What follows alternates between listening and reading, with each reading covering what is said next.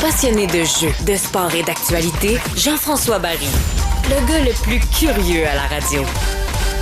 Annie Boilard, présidente du réseau Annie RH, est en studio pour nous parler des travailleurs autonomes. On apprend donc qu'il y a de moins en moins de travailleurs autonomes à travers le pays. En même temps, M. Trudeau a engagé tellement de fonctionnaires, fait que j'imagine que les travailleurs autonomes sont rendus là-bas. C'est ça?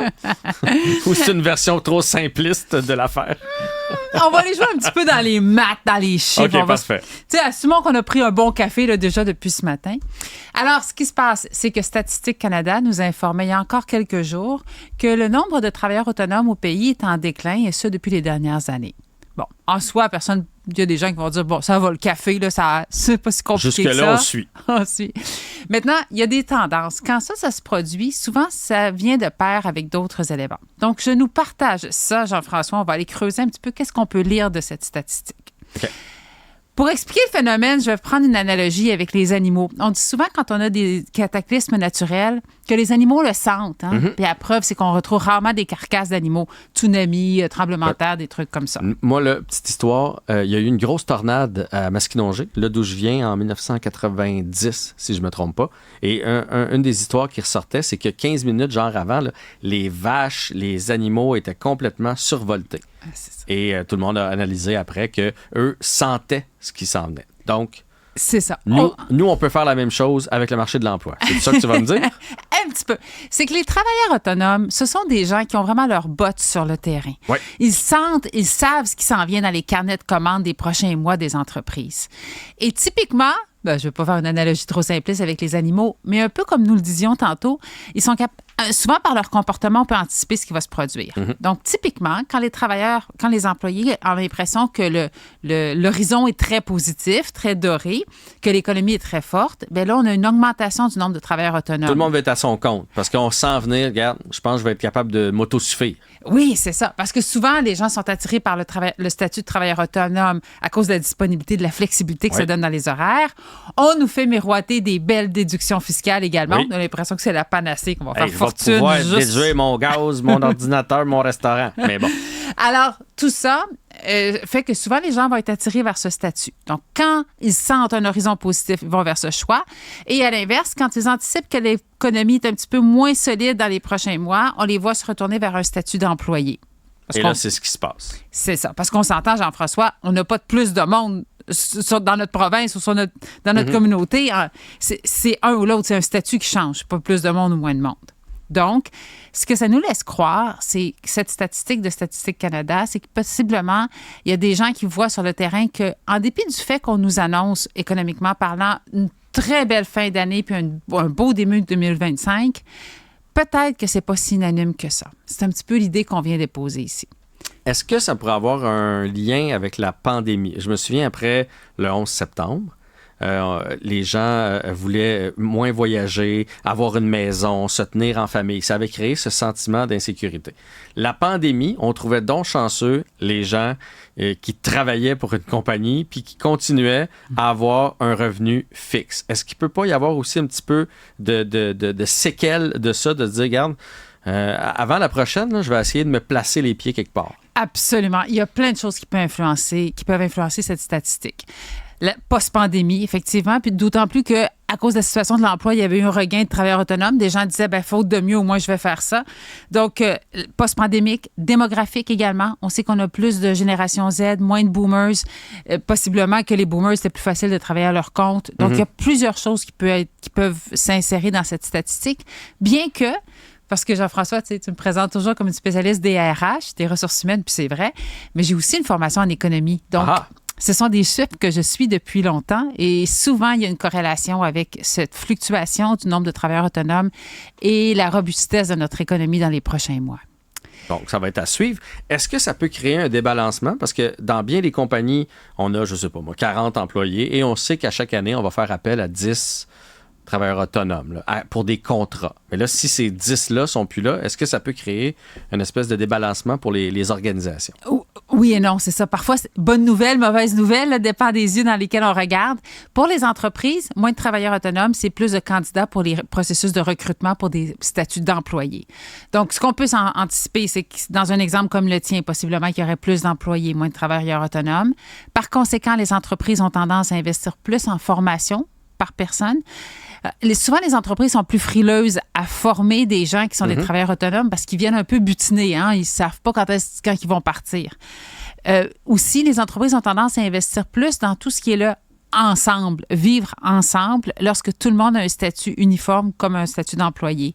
J'ai en tête ici réunion, planification stratégique, consolidation d'équipe, toutes ces activités que font les entreprises pour permettre aux gens de développer cet esprit d'équipe. Là. C'est ça. Là, il va y avoir on peut anticiper un peu plus d'énergie qui va être focusée vers ces activités. Non, ce qui n'est pas une mauvaise nouvelle en soi. Non, absolument pas. Si, tu sais, des fois on dit quand le marché baisse, c'est le bon moment d'entrer. Donc là, si présentement il y a un peu moins de travailleurs autonomes, est-ce que c'est une bonne idée, quelqu'un qui voudrait se partir à son compte, de partir là en se disant il va peut-être y avoir une rareté?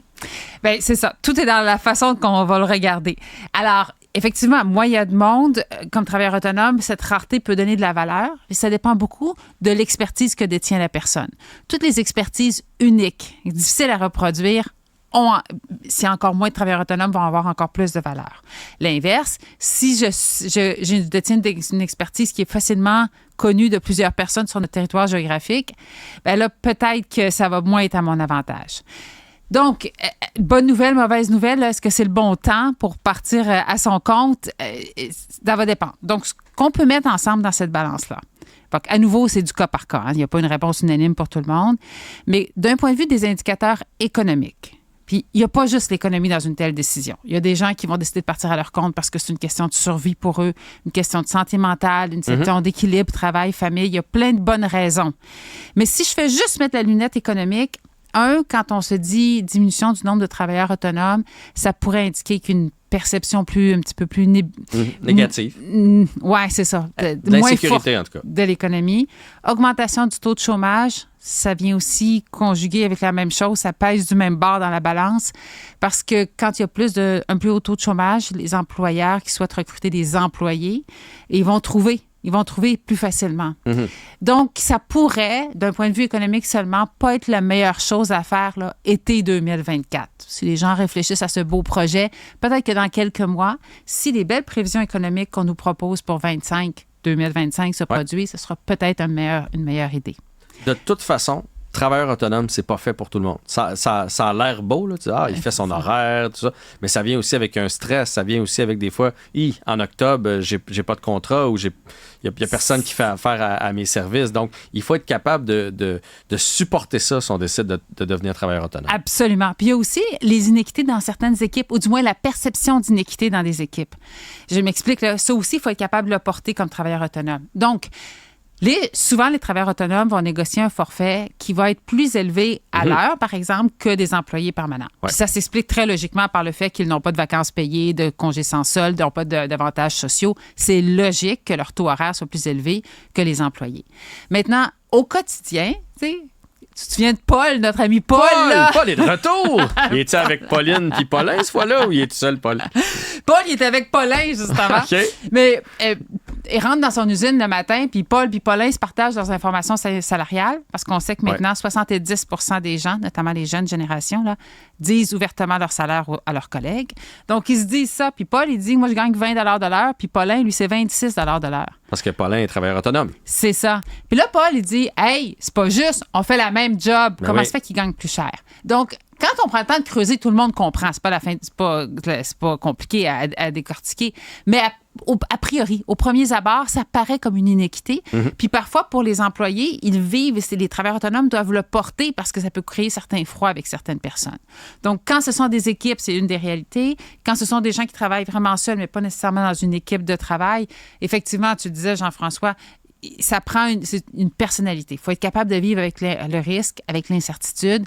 Il faut aussi naviguer les réalités de la vie. C'est-à-dire que des fois, il y a des clients qui vont nous avoir dit, parfois on entend ça avant de partir comme travailleur autonome, « moi, je vais avoir des contrats pour toi. » Mais une fois que la personne part à son compte, ça ne veut pas dire que les contrats vont arriver si vite que ça. Et ceux qui vont arriver, Ça ne veut pas dire que ça va se dérouler comme prévu, mais même si tout va bien, il y a aussi des mauvais payeurs au Québec. Ça veut dire que tu peux tout faire ça puis jamais être rémunéré. Donc, un des trucs et astuces qu'on partage aux gens, c'est de prévoir un coussin financier avant de changer d'un statut d'employé à travailleur autonome, notamment s'ils n'ont pas la facilité ou la possibilité de transférer doucement. C'est-à-dire qu'il y a des gens qui vont travailler en transition, là. 4 jours semaine, 3 jours semaine, puis partir leur compte à côté. Il y a des gens qui ne peuvent pas faire ça. Moi, récemment, j'étais avec des gens qui œuvrent dans le domaine de l'intelligence artificielle. C'est noir ou blanc, là. Ils investissent tout leur temps, leur énergie dans leur projet ou rien du tout. Alors, il y a de cette réalité. Non seulement ça, souvent, travailleur autonome, tu fais un contrat, tu factures avant d'être payé.